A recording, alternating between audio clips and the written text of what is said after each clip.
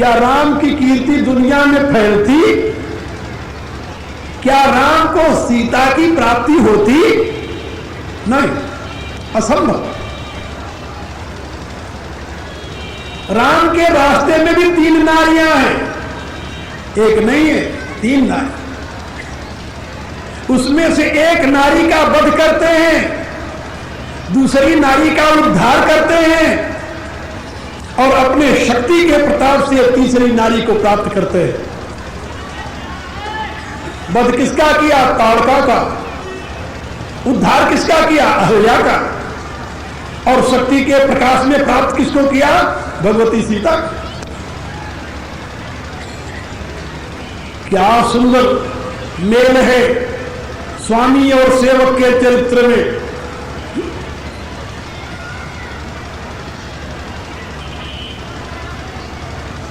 एक का उद्धार, एक का वध करके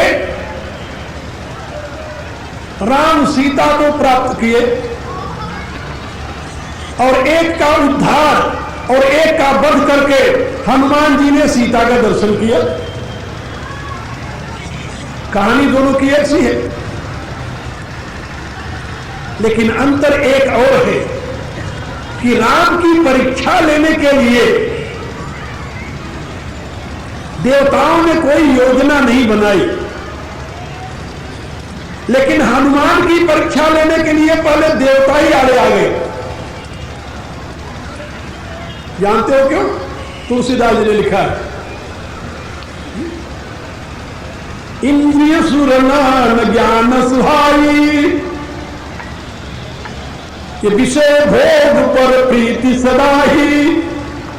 जिससे देवताओं का स्वार्थ सिद्ध होता हो उसमें तो सहयोगी बनते हैं, और जिसमें उनके स्वार्थ में जरा भी संशय हो तो हनुमान जी का तो कार्य ही राम का कार्य है, अपना तो कोई स्वार्थ है नहीं। फिर देवताओं को क्या तकलीफ थी? कहा देवताओं को यह तकलीफ नहीं थी कि हनुमान जी का कोई कार्य सिद्ध होने वाला है। देवताओं को यह तकलीफ थी कि हनुमान जी आज लंका के लिए प्रस्थान कर रहे हैं, ये लंका में जाकर सफल भी होंगे कि नहीं होंगे। जब कोई व्यक्ति स्वार्थ के लिए साधना में प्रवृत्त होता है तो देवता उसके जीवन में विघ्न उपस्थित करते हैं, लेकिन जब कोई व्यक्ति परमार्थ के लिए साधना में प्रवृत्त होता है तो देवता उसकी परीक्षा लेते हैं। इसीलिए जब आप साधना में लगे, भगवान की भक्ति के लिए साधना करें, जब आपके जीवन में कोई व्यवधान आ जाए तो यह समझ लो कि ये देवता हमारी परीक्षा ले रहे हैं। अधीर नहीं होना चाहिए। जैसे हनुमान जी जब छलांग मार करके आगे चलते हैं तो सबसे पहले देवताओं ने सुरसा नाम अहिन की माता, पठई आई कही ते ही बाता। ये सुरसा तो किसने भेजा? कहा जात पवन सुत देवन देखा, जानई चह बल बुद्धि विशेखा। हनुमान जी को जाते समय देवताओं ने देखा। देवता विचार करने लगे कि ये हनुमान बड़े बलवान हैं, बलवान में उनको संदेह नहीं है, लेकिन किसी भी कार्य की सिद्धि में केवल बल ही कारण नहीं होता, बल के साथ यदि बुद्धि न हो तो वह बल पाश्रिक बल हो जाता है, आश्री बल हो जाता है। बल के साथ जब बुद्धि काम करती है तब वो दैवी बल होता है। तो देवताओं ने सोचा कि हनुमान में बल तो है लेकिन बुद्धि भी है कि नहीं, इसलिए इनकी परीक्षा होनी चाहिए। परीक्षा के लिए क्या किया जाए? और जहां कहीं किसी साधक की परीक्षा होती है तो उसके लिए भी तीन ही रास्ते हैं और रोड़ा अटकाने के लिए, कंचन, कामनी और कीर्ति। यही थी जिसको सुत वित्त लोक ईशणाती नहीं कहते। इसीलिए संत कबीरदास ने लिखा कि चलो चलो सब कोई कहे, पहुंचे बिरला कोई, एक कंचन एक कामनी दुर्गम घाटी दो। का सभी कहते हैं चलो चलो परमात्मा की तरफ चलो, लेकिन वहां कोई बिरला ही पहुंच पाता है, क्योंकि कंचन और कामनी ये दो बड़ी बड़ी घाटियां हैं, इनको पार करना संभव नहीं। अब हनुमान जी के सामने सबसे पहले देवताओं ने सुरसा को भेजा। जानते हैं कि न तो कंचन इनको आकर्षित कर सकता है, न कामनी आकर्षित कर सकती है, फिर कौन आकर्षित करेगा? फिर इनके जीवन में व्यवधान कौन डाल सकता है? कामिनी बनकर कोई इनके जीवन में व्यवधान नहीं डाल सकता।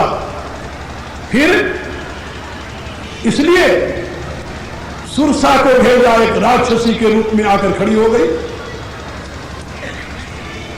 धर्म के नाते इनको आबद्ध किया जा सकता है। कभी कभी धर्म रास्ते में रोड़ा बन जाता है। धर्म की दुहाई देकर कोई बालक या बालिका जब परमार्थ पर आगे बढ़ना चाहती है तो माता पिता उसे धर्म की दुहाई देकर के ही बीच में रोड़ा अटकाते हैं। तुम्हारा धर्म है माता पिता की आज्ञा का पालन करना। एक सज्जन मेरे पास आए अपना लड़का लेकर के। उन्होंने कहा कि स्वामी जी ये लड़के को समझाओ। हम कहा इसमें गलती क्या है? कहा मेरी आज्ञा नहीं मानता। मैंने पूछा क्या आज्ञा आप देते हो जो नहीं मानता? उन्होंने कहा मेरी कोई आज्ञा नहीं मानता। मैं उस लड़के से पूछा क्यों भाई, पिता की आज्ञा क्यों नहीं मानते? उसने आंखों में आंसू भरकर कहा महाराज ये कहते हैं कि तुम स्वामी जी के पास न जाया करो। क्या समझे? ये कहते हैं कि तुम स्वामी जी के पास न जाया करो, और लेकिन मैं बिना आपके पास आए रह नहीं सकता, इसलिए मैं इनकी ये आज्ञा नहीं मानता और बाकी सारी आज्ञा मानता हूं।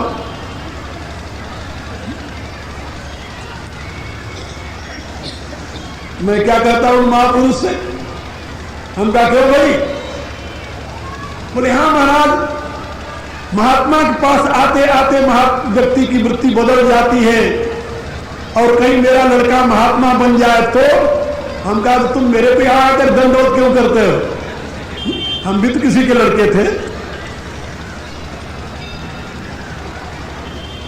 ये सभी चाहते हैं कोई महापुरुष हो, लेकिन अपने घर में नहीं, पड़ोस के। प्रणाम हम करेंगे, पूजा हम करेंगे। कोई विद्वान बन जाए, महात्मा बन जाए, लेकिन पड़ोसी का लड़का हो, मेरा अपना नहीं हो। कोई लड़की मीरा बन जाए, लेकिन मेरी ना बने, पड़ोसी की बने, पूजा मैं करूंगा। इन लोगों की वृत्ति। तो कभी कभी धर्म आड़े आ जाता है और धर्म उसको बांध देता है। आदमी साहस नहीं करता, अधर्म से तो लड़ ले, जब धर्म सामने आ जाए तब क्या करे? वो घबरा जाता है और वहीं से पथ भ्रष्ट हो जाता है। जानते हो परिणाम क्या हुआ? सुरसा आई, किस रूप में आई? धर्म के आड़ में। और आते उसने कहा कि आज सुरन मोहिदीन आहारा, आज देवताओं ने मुझे प्रसाद रूप में आहार दिया। देवताओं ने दिया? बोले हाँ। ये नहीं कहा मुझे भूख लगी मैं तुम्हें खाऊंगी, ये भी नहीं कहा कि मैं अपनी रुचि से तुम्हें खाने आई हूं, ये भी नहीं कहा कि मैं राक्षसी हूं तुम्हें खाऊंगी। ना ना, वो जानती है कि हनुमान जी को केवल धर्म की आड़ से ही बीच में रोका जा सकता है और कोई दूसरा उपाय नहीं है। कामी बन करके नहीं, कंचन के रूप में नहीं, केवल धर्म को आड़ बना करके। इसलिए वो कहती है कि आज सुरन मोहिदीन आहारा, देवताओं ने मुझे आहार प्रदान किया है। किस रूप में? कहा तुम्हारे रूप में। देवताओं की आज्ञा हुई है तब मैं तुम्हें खाने के लिए आई हूं। तुम मेरे आहार हो और देवताओं ने हमें दिया है। अब देव प्रदत्त आहार को कौन मना करेगा? व्यवधान देवताओं की आड़ में भगवान मारुति मुस्कुराए, सुनत बचन कह पवन कुमारा, काहे मैया, मैया हे मैया, राम काज करी फिर मैं आऊं, सीता की सुधि प्रभु ही सुनाऊं। मेरे जिम्मे दो काम लगाया गया है, लंका जाओ, सीता की सुधि लाकर राम को सुनाओ। ये दोनों काम जो मैं प्रतिज्ञा करके चला हूं, जब इसे पूरा कर लूंगा तब तो बदन पैठियम आई, तब देवताओं का जो दिया हुआ आहार है उसको भी मैं सत्य कर दूंगा। मैं स्वयं तुम्हारे मुख में प्रवेश कर जाऊंगा, चला लेना मुझे। इसलिए सत्य कहूं मुझे जान दे माई, हे मेरी मां, मैं सत्य कहता हूं, मुझे जाने दे। देवता भी बड़े चतुर हैं, उन्होंने सुरसा को भेजा परीक्षा लेने के लिए, क्योंकि दुनिया में कोई एक ही मां ऐसी है जो अपने बच्चों को खाती है, नहीं तो दुनिया में कोई मां अपने बच्चे को खाती नहीं। तो बच्चा कौन है, मां कौन है? सर्पिणी। सर्पिणी अपने बच्चे को खा जाती है, और जो सांप बच जाते हैं ना, जो बच्चे भग जाते हैं वो बचते हैं, अन्यथा सबको खा जाती है। सैकड़ों बच्चों को जन्म देती है एक साथ सर्पिणी, और बारी बारी सबको खा जाती है। उसमें से दो चार बच जाते हैं, भग जाते हैं। इसलिए देवताओं ने अहिल की माता, सर्पों की माता जो सुरसा है, उसको भेजा, कि वो जानते थे कि हनुमान जी नारी को देखेंगे तो मां कहेंगे, और मां कहने के बाद किसी नारी का अधिकार नहीं होता कि अपने पुत्र को खाए, लेकिन सर्पिणी का अधिकार है कि अपने बच्चे को खाती है। इसलिए सुरसा को भेजा कि ये सर्पों की मां है, ये मां कहने पर भी खाने के लिए तत्पर रहेगी। जब हनुमान जी ने कहा कि मां मैं सत्य कहता हूं, उसने कहा सत्य कहो चाहे झूठ कहो, लेकिन मैं तो तुम्हें खाऊंगी, मैं अपने आहार को नहीं छोड़ सकती, और ये देवताओं का दिया हुआ आहार है, इसको तो मैं किसी हालत में नहीं छोड़ सकती। हनुमान जी ने यहां पर तीन नीति बरती, तीन नीति। भेद, साम और दाम। नीति के चार रूप हैं, साम, दाम, दंड और भेद। इसमें से तीन नीति का प्रयोग किया हनुमान जी ने एक चौपाई में। पहले तो उन्होंने कहा कि राम काज कर फिर मैं आओ, देवी मैं राम का कार्य करने जा रहा हूं, और राम जानती हो तुम कौन है? कौन है? कहा अहिपुर महिपुर जहां लगी प्रभुताई, योग सिद्धि निगमागम गाई, करी विचार दिए देखौनी के, राम रजाई शीस सबही के। अहिप महिप जहां लग प्रभुता है, योग की सिद्धि जहां तक वेद शास्त्र कहते हैं, इन सबके ऊपर शासन करने वाली जो शक्ति है वो राम है, और उस राम का कार्य करने में जा रहा हूं। जैसे कोई किसी राजा के राज्य में रहने वाले से कहे कि मैं राजा का काम करने जा रहा हूं, तो सुनकर घबरा जाएगा कि भाई राजा काम करने जा रहा है, बीच में रोड़ा अटकाओगे तो दंड मिलेगा। यहां पर सबसे पहले हनुमान जी ने भेद नीति का प्रयोग किया।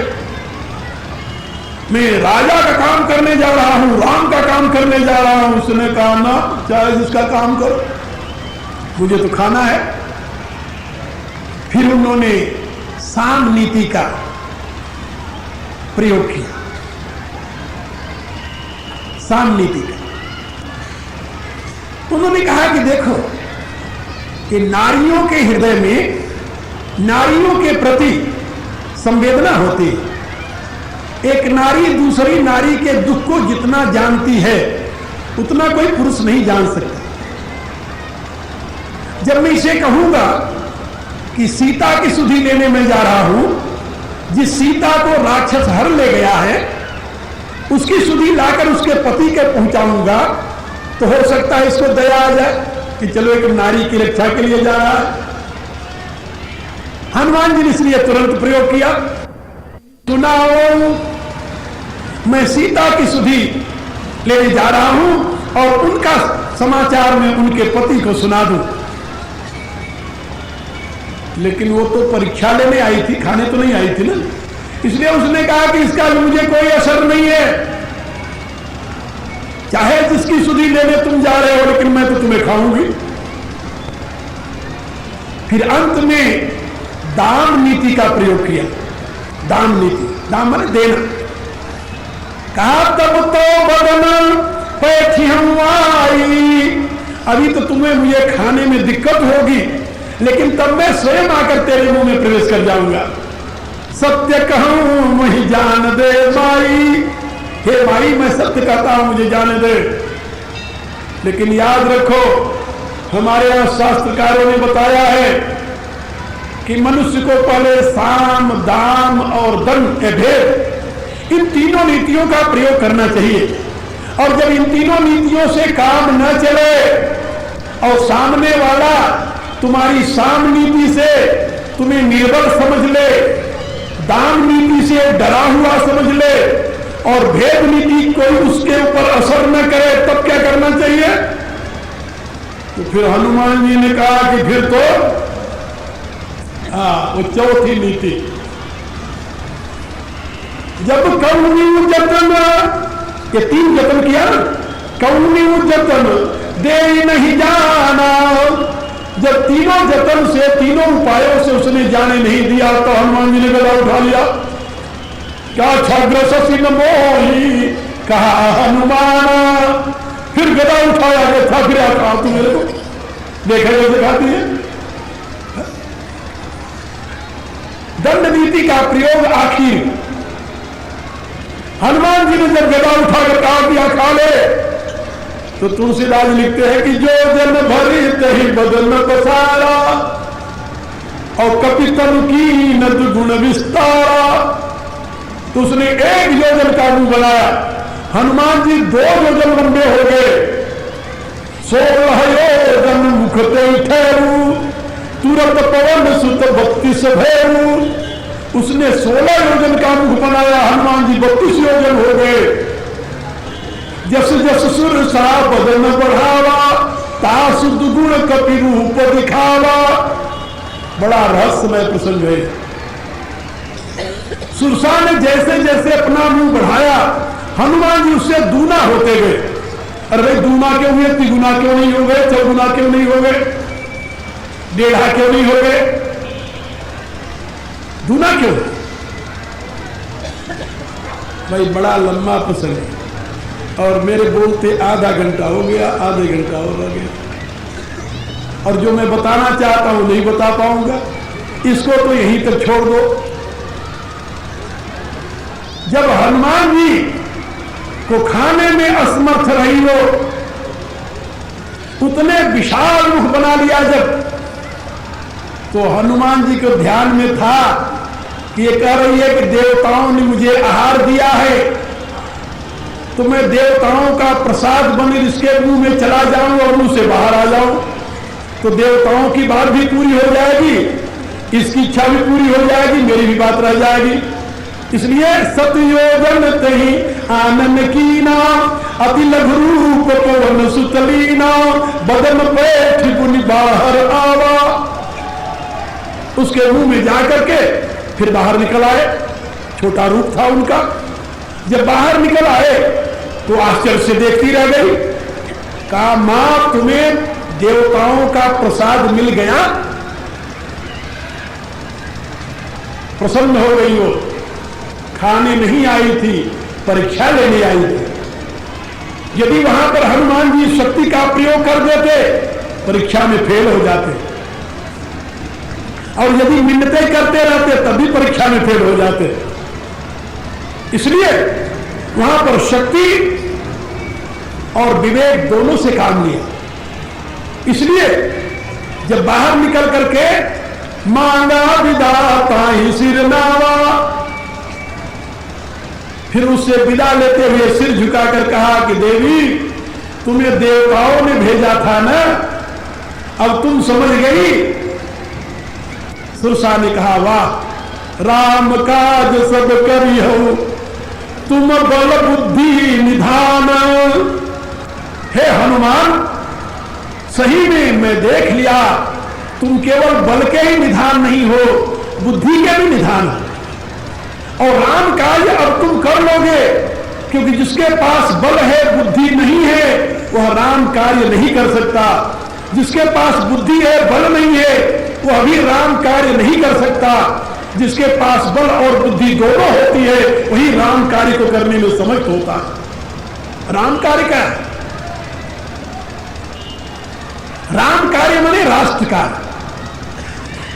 राम भारत की साकार मूर्ति है। महर्षि वाल्मीकि ने राम के स्वरूप में पूरे भारत का चित्र प्रतिष्ठित किया है। जैसे भारत धर्म भूमि है इसलिए राम धर्म की साकार मूर्ति है, रामो विग्रहवान धर्म।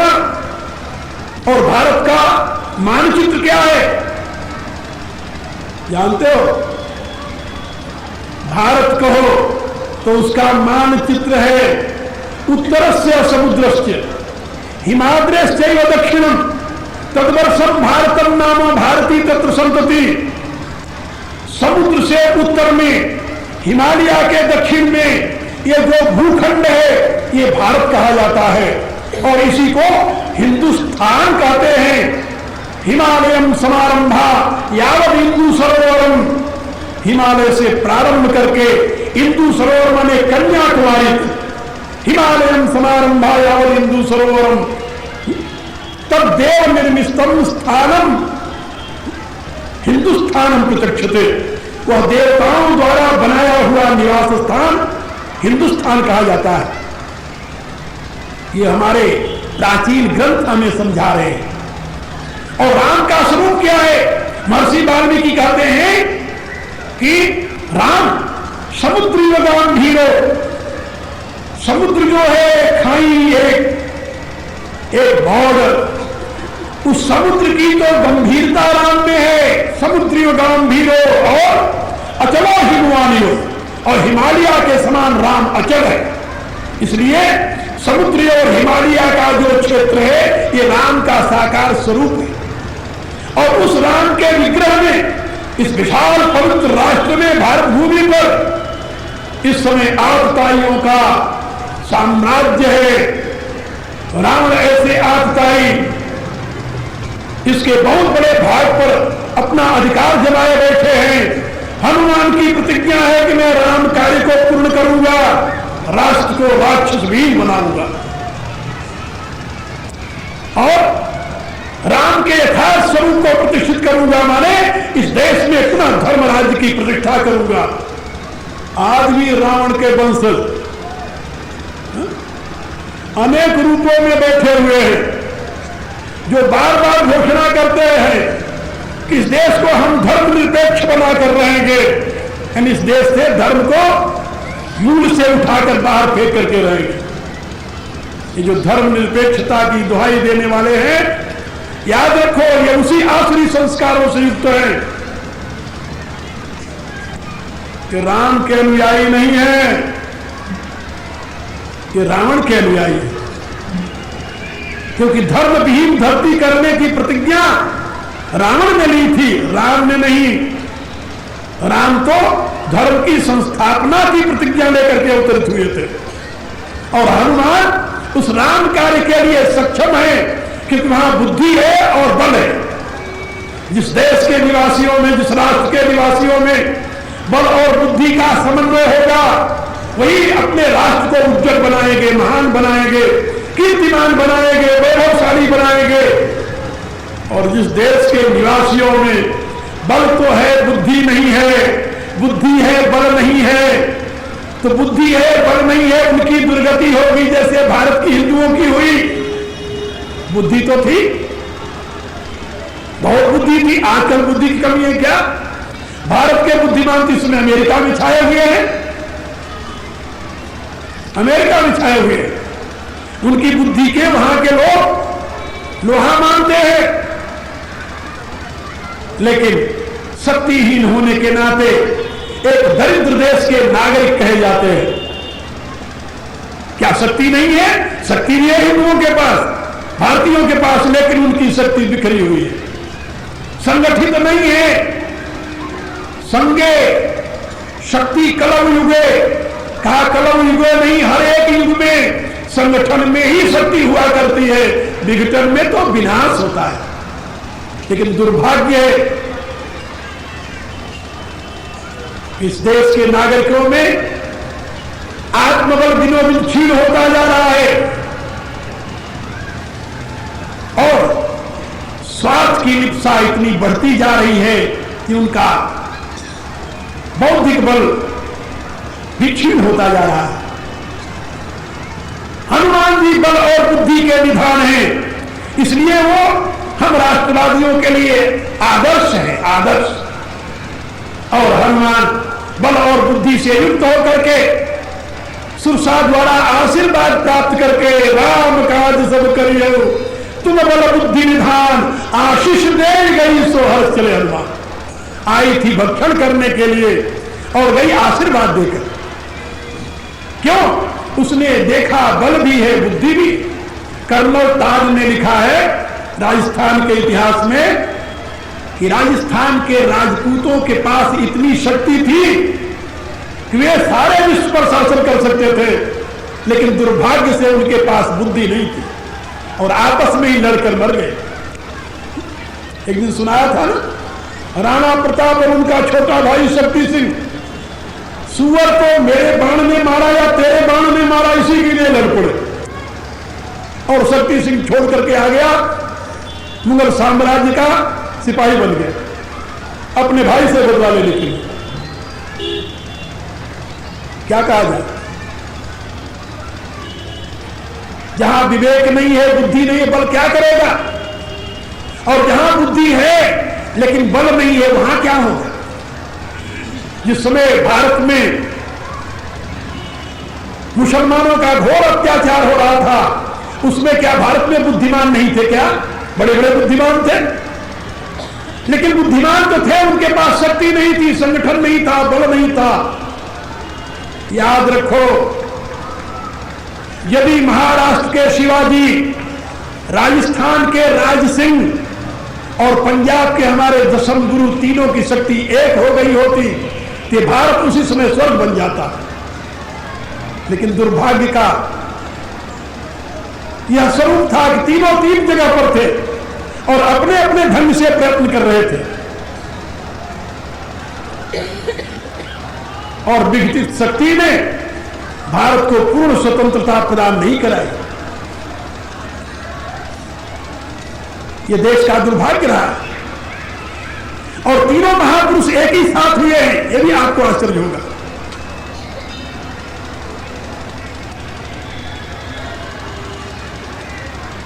क्या कहा जाए? शक्तिहीन बुद्धि केवल निरर्थक योजना बनाते रह जाती है और बुद्धिहीन शक्ति पशुता का प्रतीक होती। इसलिए शक्ति और बुद्धि, विवेक, इन दोनों का योग होना चाहिए, तभी आप राष्ट्र के उत्थान में, अपने परिवार के उत्थान में, अपने व्यक्तिगत जीवन के उत्थान में भी सफल हो सकते हैं। वेद की घोषणा है, नायम आत्मा बलहीने न लभ्यो। कितना बड़ा बुद्धिमान क्यों न हो, यदि उसमें शक्ति नहीं है तो परमात्मा को नहीं प्राप्त कर सकता। कहे जो बाद में कहा गया कि दीनहीन परमात्मा को प्यारे होते हैं, कहा ये तो असमर्थता की बातें हैं, ये वेद की बात नहीं है। नाम आत्मा बलहीने न लभ्यो, ये वेद का मंत्र है। और जब आदमी कमजोर होता है तो यही कहता है ना कि भैया शांति करो, दीन बंधु भगवान है, तुम दीन हो, भगवान तुम्हारी रक्षा करेगा। लेकिन याद रखो, परमात्मा वह शक्ति है जो साधना से ही स्वयं में समेटी जाती है, अन्यथा नहीं। इसलिए